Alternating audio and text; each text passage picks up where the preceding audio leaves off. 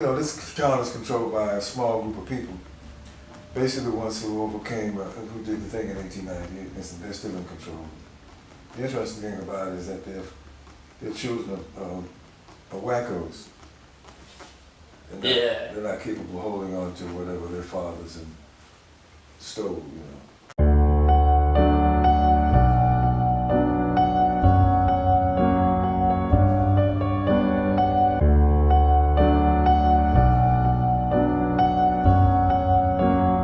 L'instrumental de Songaitai.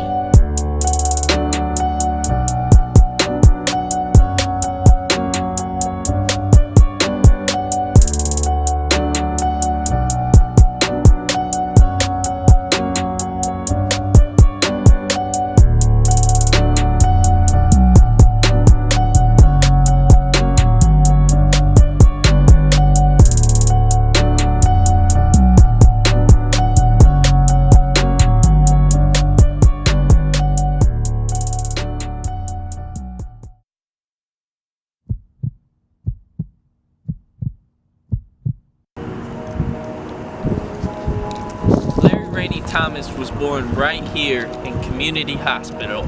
He then grew up on Wright Street between 12th and 13th Streets here on the south side. Larry Reni Thomas is a writer, radio announcer, and lecturer based in Chapel Hill, North Carolina.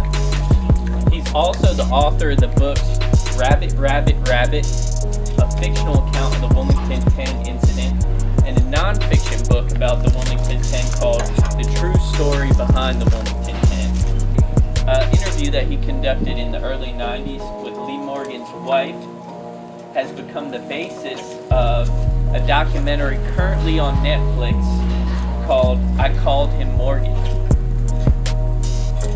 What are we cooking here? We got some clams going right now, you know what I'm saying, straight out the Atlantic. The Atlantic vets, they're about done, you know what I'm saying, Dub City Heartbeats, headquarters, you know what I'm saying, we only cook the best over here. Larry Reni Thomas's journalistic work has appeared in publications such as the New York Times and Downbeat magazine. Larry Reni Thomas is also featured in the documentary film Wilmington on Fire. He's so Port City. He's as Port City as it gets. All right, what can you tell me about like from a personal aspect? Learn his bio. Larry Reni Thomas is honestly real. He's a cool cat. Like, this is just a cool dude. You know what I'm saying? I know that's right. It was an honor really to have him on the show. You know, me and Joseph were honored to, you know, sit down and chop it up with that Wilmington legend.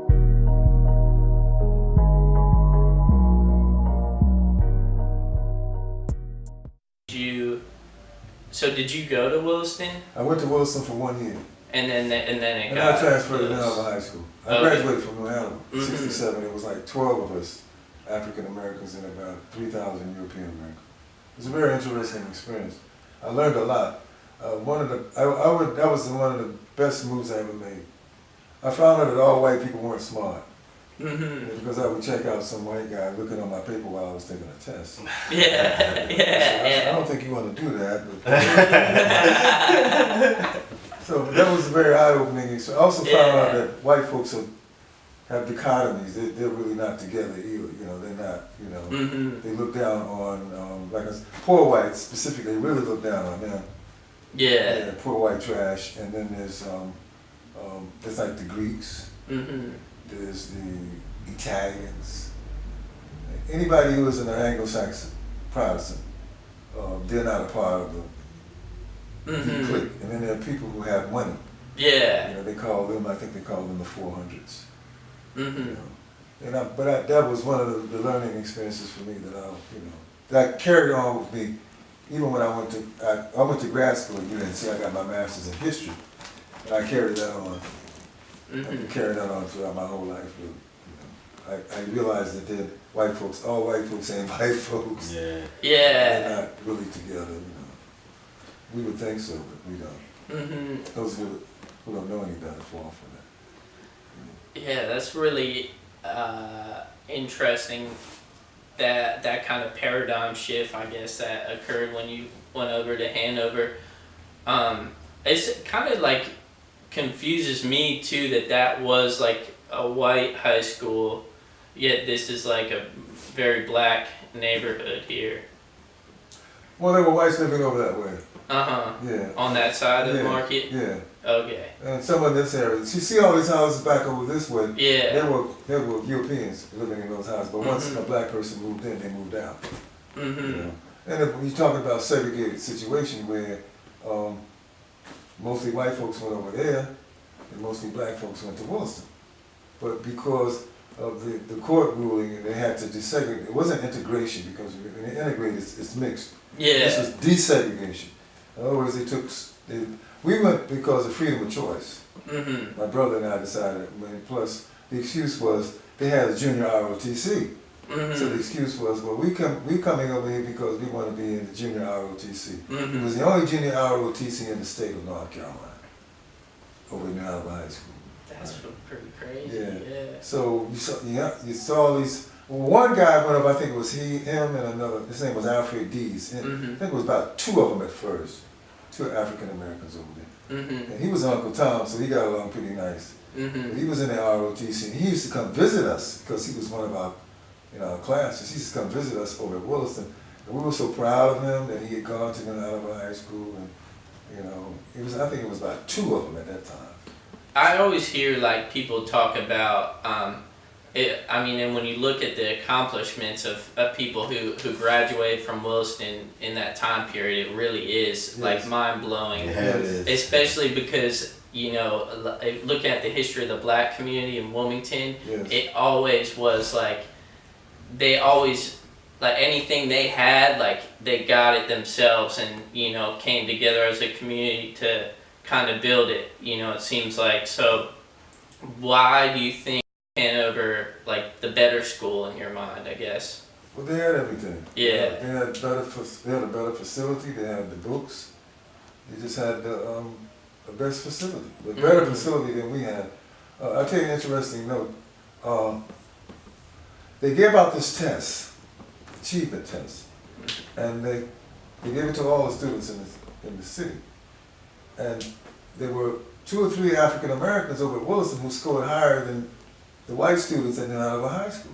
And they made them take the test over 2 times because they couldn't believe that they scored higher than isn't that absurd? Yeah. They couldn't believe that they scored higher than the students at Hanover High School.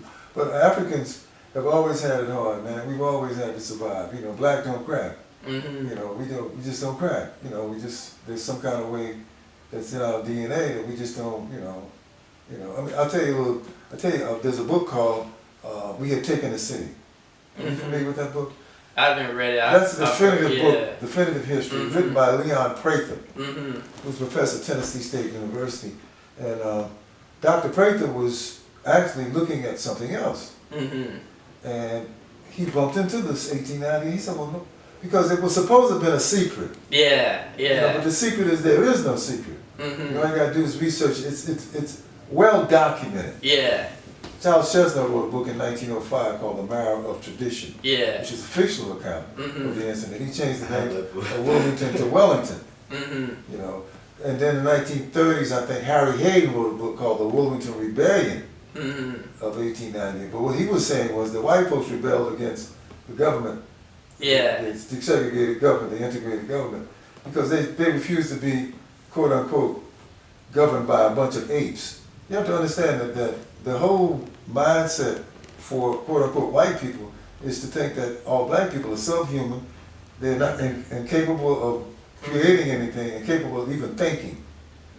So the intent was of 1898 to disprove that these people were humans, first of all. And they had to take it back to where they were. They were in control. So that's what 1898 was all about. So it's well documented, is the point I'm trying to make. But what happened was, when I found out about Dr. Prather had actually been in Chapel Hill when I was working on my thesis. But I don't know why we didn't bump heads. But I was working on my thesis. This is interesting. When I was working on my thesis, there was a girl from Japan who came all the way over from Japan to go to grad school at UNC. And she wrote her thesis on 1898. Wow, she came. Her name was Chuchi, something like that. Yeah. She wrote her, and she would always come and sit down and talk to me and whatnot. But it's on, you can Google it. It's, yeah. I've definitely heard. And then there was a guy from Germany who came over. He was studying the incident of 1898. And so he wanted to meet me. He was looking me up and down and said, "You from Wilmington?" I said, "Yeah." Because he just couldn't believe it. Are you okay? But there's actually been studies on the psychological effect of 1898 on black people. So this thing has been, this is not it's never been a secret. Yeah. But before Chris did his movie, he just opened there's a guy who was in the General Assembly. I think it was either a Democrat or Republican. And when they started studying this 1898, he said, "Oh my goodness, the cat is out of the bag." Yeah. And I said, "Well, to me it's more like the tiger's out of the bag." Yeah. But the thing about, I wanted to tell you about Dr. Prather. When we found out about him, we brought him to town. Took him out, brought him out, we paid expenses, paid for his hotel. And I think we may have paid him a little money, and so he said, "Shit, I'll come for nothing." So he came out, and he has a very, very thick Southern accent. He had it. He's no longer with us, but he was from Mississippi. He told me he grew up in a shotgun shack, in poverty in Mississippi. So he had this real thick accent, and he was a part of the Jimmy Lumpson band. It's a big band during the 30s and the 40s. It was very popular. He was playing trombone. And he said he decided that he wanted to go back to college and get his PhD, so he quit that band because you don't make a lot of money. Yeah. So he told me this. They actually brought him in 3 times. He told me this. He said, "Thomas," he said, "you could take a black man, put him in a suit and a tie, clean him up, and he looked like a first-class gentleman." He said that's why, you see black men as bellhops and waiters, and because they look good in a suit. He said, "But you know what, Thomas? You can't say the same thing about a poor white man." He said, "You can dress him up, put him in a tie and a suit." He said, "It just ain't the same." Thank you, too. But his point was, in 1898, you had all these aristocrats. Well, I wouldn't call them aristocrats, but you had all these African Americans who would attain these positions. They were doctors, they were lawyers, and they were, Wilmington had economic power, they had political power, and they had social power.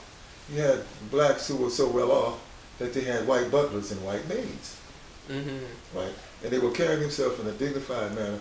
So if you can imagine being a poor white, seeing an African American who would carry himself in a dignified manner, who had money, who had position, this really upset it. This was an upset situation. So what happened was the people who were in control before the Civil War, right? They wanted their town back before 1898, right? The same people, the same ilk, right? They wanted their town back, so they were able to stir up the poor whites and even the whites who weren't that poor. Yeah. Stir them up. Say, "Look at these niggas. They're walking around like they're somebody." Because that fusionist party was like a biracial kind of party, right? Course, so sure, that's what it was. Yeah, exactly. So that incensed them, the poor whites and the not so poor whites. Yeah. And they were flunkies really. They were able to be used by these other people. I know a couple of them were involved, but a lot of these people got filthy rich. What's his name? I can't think of his name right now.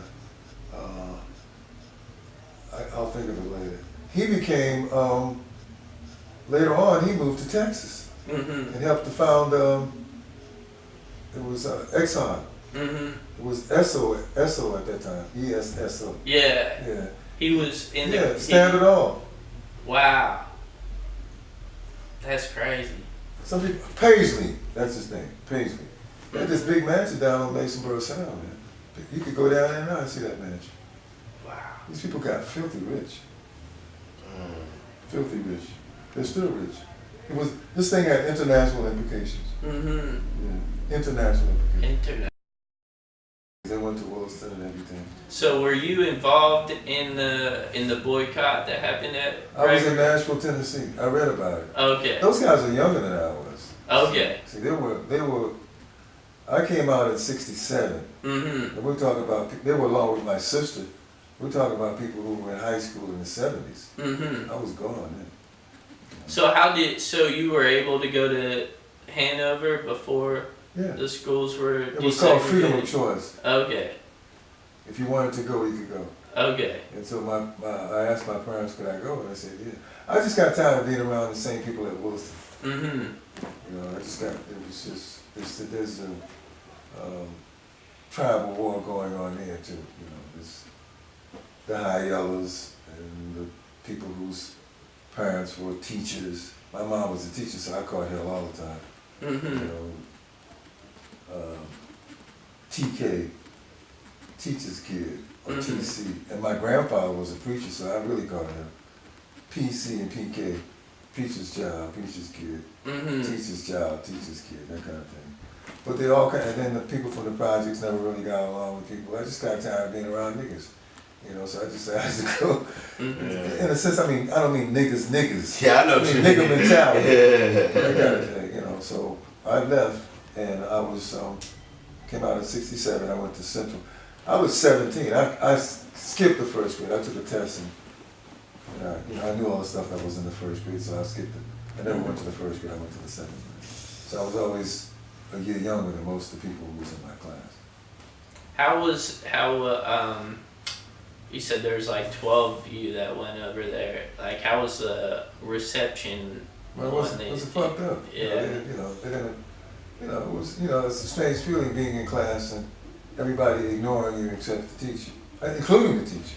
Mm-hmm. But I found out, like I said before, that I could always hang. I was always a good student, so I started making better grades than some of them in there. So I said, well, by the second year, I was there for 64 to 65. I was at Williston. Mm-hmm. Then from 65 to 67, I was at New Hanover High School. And I came out of New Hanover High School in May of '67. And I went to North Carolina Central University in September of '67. And I was 17 years old. So we went absolutely wild. Mm-hmm. Because my parents were very strict. Yeah, yeah. They wouldn't let us out the front yard, really. Mm-hmm. But it was interesting where we lived. We lived on Wright Street between 12th and 13th. Hillcrest Projects is here. Mm-hmm. Jervey Projects, before they changed it into what it is now, it was a projects. Mm-hmm. So we knew all these kids, they would pass through Wright Street going from Hillcrest to Jervey. So we knew all the hoopers. Yeah. We knew all the thugs, so it was like, it wasn't really that unusual to me to be hanging out with thugs because I knew them. Mm-hmm. I don't mean thugs, I mean these are people who, Yeah. some of them weren't thugs, but they Mm-hmm. weren't as well off as, because my father gave us everything we wanted. My father had a pretty decent paying job, and my mom was a teacher. And so we didn't want for a lot, but a lot of those children who lived in Hillcrest and Jervey, they did. So when did you decide to write a book on the Wilmington 10? Is it something that you always kind of, is it something that was in your mind in the early 70s when, a Wilmington Journal and everybody was writing about it? And had you thought like, okay, one day I'm gonna write a book about this? I've always wanted to be a writer. Yeah. I used to read a lot when I was a kid. And as a matter of fact, when I was in school, I would come up with this newspaper, my own newspaper for the people in the class. So I've always wanted to be a writer. It didn't happen. I'll tell you what happened to me. When I went to North Carolina Central, I got kicked out for, conduct reasons. Mm-hmm. And you have to understand what was going on at that time. This is like the late 60s, 1969. So the whole COINTEL, you ever heard of COINTEL? Counterintelligence program? Yeah. Okay. Mm-hmm. COINTELPRO, yeah. COINTELPRO. Yeah. So what their thing was to destroy the black consciousness movement, Mm-hmm. of the late 60s. Mm-hmm. And at that time we were wearing afros, it was really, with black power and this kind of thing. Mm-hmm. And I used to walk around in an old army jacket But what happened was they destroyed the movement by jailing people or killing people. And one of the things they also did was that they flooded the college campuses, the black college campuses, with drugs. And I became a drug addict. I was on heroin for 10 years, man. Damn. You know, I shot my first shot of dope on North Carolina Central University's campus. You know, it was nothing to go on campus and you see people lying on campus. So whenever you wanted to buy some heroin, you would go to a black college campus. And I didn't realize that until later, but what they did was they destroyed the movement. They killed the movement. So from about 69 or so, I kept going back and forth to New York, spending some time in New York, because after a while there was no heroin in the area, so you had to go to New York to get it, you know. So eventually I got tired of the whole scene, man. You know, so I begged my way back into school. I got back to school in 74. And I made all A's, straight A's. Yeah. Wow. And then I got in grad school, my first year in grad school was 77 in Chapel Hill. And so my major was history.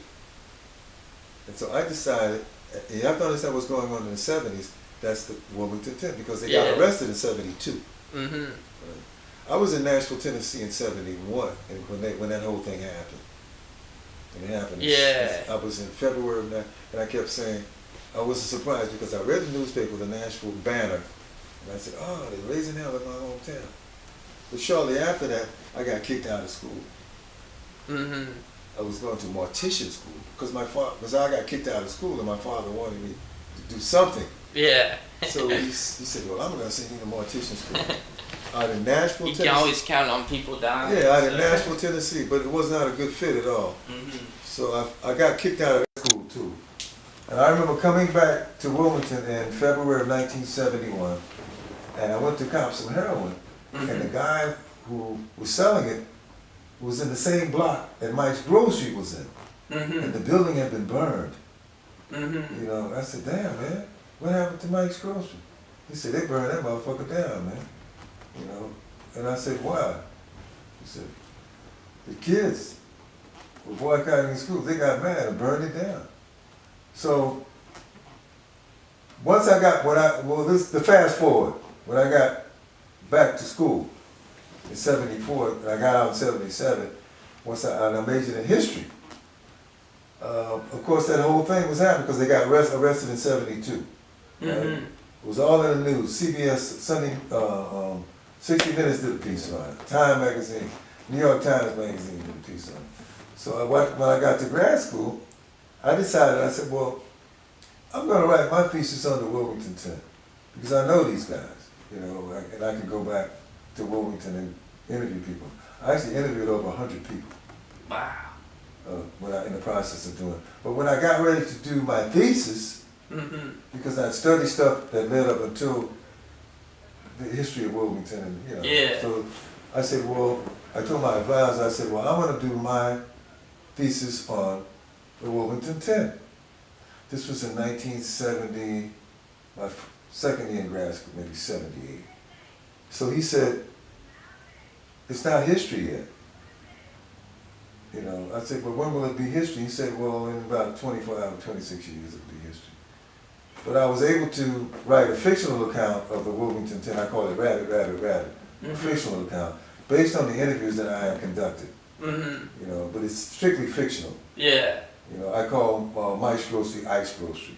But the Rabbit, Rabbit, Rabbit had to do when those students were boycotting the schools, they were meeting at Gregory Congregational Church. I changed the name of Gregory to Gabriel. And because the Ku Klux Klan and vigilantes were passing by shooting at the church, they had to put barricades in front of the church. A barricade on, it was Nunn Street, 7th and Nunn and 6th and Nunn, with these big concrete plumbing conduits. Okay. Because they were working on the 8th Street Center. And they dug up the street. So they rolled them over and they were blocking. They were trying to keep the Ku Klux Klan from coming in front of the church. They were driving in front of the church, shooting at the church, while the students were in there boycotting. So in order to be sure that whoever was gaining entry into the church, they had this password. And the password was rabbit, rabbit, rabbit. That's where the rabbit, rabbit, rabbit comes in. Yeah. And it would say rabbit, rabbit, rabbit. And then the other guy would say rabbit, rabbit, rabbit. And it would let him in. So if you didn't know the password, rabbit, rabbit, rabbit, then you couldn't get in to the church. And by the time, after the first or second day of the boycott, the population of people who were boycotting it had decreased quite a bit. There were about 300 or 500 students there initially, a bunch of students. But once the parents heard about it, they came to the church and told us, yeah, you can't stay up here. It dwindled down to about 30. So it was about, and they armed themselves, protecting themselves. They had guns and whatnot. But my instructor told me that I couldn't, my advisor told me that I shouldn't write about that because it wasn't history. So I kept bumping into 1898. So I said, well, why don't I do it on 1898? And he said, well, that subject has been exhausted. But he was right. It had been exhausted. Because there's several, it's well documented. Yeah. So what I decided to do was go all the way back to the beginning of Wilmington. And the book that I've written, I call it The True Story Behind the Wilmington 10. And I went all the way back to the beginning of Wilmington and brought it up until February 1st, 1971, which was the day that Ben Chavis came to town. So that's what my thesis is. That's what my thesis is about. But my thesis is that, well, I won't give away my thesis, I'll let you read it. Yeah. But they're related. Yeah. But 1898 and 1971 are related. Yeah. So that's how I got to write about 1898. And then in that process, I started, well, once you start talking about the history of Wilmington, there's no way to escape 1898.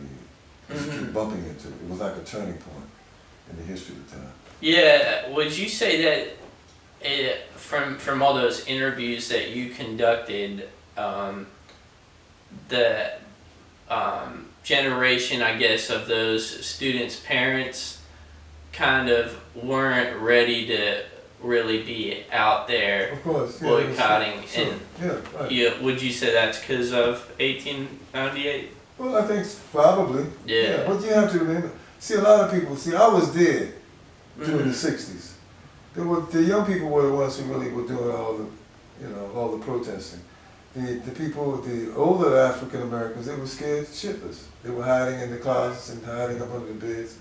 And interestingly, ironically enough, those are the people who benefited from the efforts of the students who were protesting the African American condition in America. They were ones who were later able to move out to Weaver Acres. They were later able to start financing, getting cars, and a lot of the things. They became part of the black middle class. But they weren't doing shit. They were scared with the effort of the younger people who did that. It's just, I guess that's how it goes. Yeah. They weren't doing anything. Nothing. They would be lying if they said they weren't. They were scared. Do you think that, like, the powers that still control things in this city, do you think this city will ever really fully, publicly come to terms with 1898? What do you mean come to terms? Like, publicly, be like, okay, that's where our ancestors, like, really messed up, kind of thing. Because it seems kind of like, in some senses, there's like a second 1898 happening right now through different means, I feel like the city tries to silence the black population that it has left, by depriving them of good schools and, depriving them of representation, so it's almost like you go certain places, more out toward Wrightsville Beach or even on Front Street sometimes, and it's like you can live here. I mean, Joseph could tell you live here for a while and not even know that there's a black population here. It was weird, man. Like, honestly, I was around I was telling this like early today too about how it was. Like, all right, so I'm here, have all white friends, everything. I don't know anything about black people being in Wilmington. I don't see any black people in Wilmington. And then it's like I said, I started doing like community work, working with white kids and stuff like that. Bring on a buddy. He invites me over to his house. I meet both, and it's like, wait, what? This? There's actually culture here? Instead of just being like not getting along with anybody, staying in my house because I'm scared to go outside my house. Because it's like the vibe was all out. I don't fit into Wilmington. You know, it's like, I don't know, it's like, and then whenever you hear, and you have to be smart about whenever you're in Wilmington, when you're around a bunch of white people. You know what I'm saying? It's like, you probably have to be smarter. If you're a black dude in a white room, you have to be smarter while not, you know, compromising who you are as a person. Yeah. So you have to find your way around that. And it's like, it just seems so weird that I even have to like try to be smarter than everybody inside the room. Yes. It shouldn't even have to come to that. Yes. That I don't feel like I can truly be myself anywhere until like I started hitting up these community meetings and you know like it's people just like me who just didn't know where to look. Cause it's like Wilmington show you all this glitz and glam shit. Look at us. We're fancy. We got a Mayfair. We got this and that. But that's not how it is at all. Like Wilmington, the culture of Wilmington is pretty much alive. I mean, you grew up here, you know. Like, Yes. But it's, I don't know, it was definitely threw me for a loop. I know I felt uncomfortable. Like my first week here, I saw the Confederate monuments. I was like, oh shit, it's really like this, huh? Yes. Well, after 1898, it was known as the capital of the white supremacist movement. After that, you know, but it's a funky vibe. It's something in the air, it's a thickness in the air. And you know, I believe in spirits. I think it's the people who were slaughtered, you know, screaming out, crying for help, man. You know, you know, it was a horrendous act. It's going around killing people. It was shot people. Some people got shot in the back. It just slaughtered a bunch of people. And that vibe is still here. Yeah. You know, you can feel it, man. You can like cut it with a knife. I've had people who will come to visit me here and they will say, something strange about this place. And that's it. That's what's strange about this place. When I come here, we have a cottage on Topsail Island. I don't come here. When I come here, I go out there because of the vibe. And a lot of people aren't really conscious of it. It's like it's a bubble. It's in kind of a bubble. A lot of people aren't really conscious of it. They just and black people resent Chris for coming out with this movie. See, he found me. He found me. I'm aware of that. You know? Well, see, the thing is, why would you want somebody to tell you that there's something wrong with you? Yeah. You know, he's not from here too. You take a cat like me. I used to I had a black bookstore on Red Cross Street. You know, there was nothing in it but black books. I sold incense and all this stuff. Oh, that's and the guy came. Well, it didn't last because I didn't get support from the black middle class. Yeah. And people don't buy books, no way. You know, very seldom they buy books. But it was something that I had to do, and it was good for the community for the time that it lasted. But you will burn yourself out. You will commit suicide because you don't have anything to work with. You know, I hope I'm not talking too much in circles. No, I'm really interested. See, the thing is, they got rid of the black intelligentsia. They got rid of the doctors. They got rid of the lawyers, the business people, the role models, the thinking people, the people who had class. You know, they put them on a train and ran them out of town. So you don't have anything to work with. You can't just bring that back. No, these people here they're not even thinking along those lines. I mean, that's not, the only thing is, if they see someone who's doing better than they are doing, then their thing is to bring them down. You know, they say, well, he ain't shit. You know, that they don't understand a sense of, well, let me say this. We have problems all over Babylon, all over America. You know, we have serious problems going on. Wilmington has a chronic case. In Wilmington, if you look at Wilmington on the map, it's like the heel of a woman's shoe. It's like the bottom of, you know. So it's a very isolated place. Yeah. So things have gone on here that people never really knew about. The founding fathers, when they got ready to put I-40 in here, they didn't want I-40 coming in because it would bring new people in. Because it's a short distance, you know, from the Raleigh-Durham area, you can get in a couple of hours. And so yeah, new people like coming in here. Yeah. New people coming in here, that means that's why that we have, when we show this movie, that the place is packed. And it's full of white folks. Because they're trying to figure out, well, this is a nice place. If the beaches are here, it's a nice, pretty little place. It's not too cold. It doesn't get cold here. And they said, what the hell's wrong with this place? Yeah. You know, and that's what's wrong with it, 1898. But the African American has no concept of even, I don't know how to describe it. It's not, they're not thinking. And they don't really think that there's anything wrong with what's going on. It's just the way it is. That's the way they've been brought up. And because they used to call me Mr. 1898 because I was the one who was always talking about 1898. I would say, well, that's why y'all fucked up, man. Because 1898. Yeah. And they would say, well, who are you? You know, I mean, you're from here. Who are you to try to tell us that we're fucked up? That kind of thing. Too, like you know, I'm actually reading like marriage tradition, so it's like just it's a fiction. I know it's fictional, but Right. it's still like pretty much real, just a Right. different account. Right. And it talks about how whenever tourists actually come to the city Right. at that time, they knew that it seemed a little bit weird and how that everyone seemed nice and everything. Like all the black people seemed to be like docile, nice like that. Right. But you could never see what was going on. It was like that was kind of like some of the things that the white supremacy was like implementing. You know what I'm saying? Like you could never be alone with a black person and stuff like that. And it's just like weird. Like that vibe is still being given off. Like you know, Wilmington is weird, dude. Like how can you go out there and not see a single black person in the streets? And you know, like like stuff like that. Like that's weird. I agree. Like I don't know, man. It's like, and honestly, I would say that's probably why this is such a drinking town. Like Wilmington's like #1 consumer debt. I mean, all we do is I drink. don't doubt it at all. Gotta be the spirits, you know. Yeah, I don't doubt Gotta it. At drink it away. all. I Like don't doubt it at all, man. You know, it's I don't let it bother me at all. But I can see past it because I know the history. I think Malcolm said that history is the discipline that will best serve us.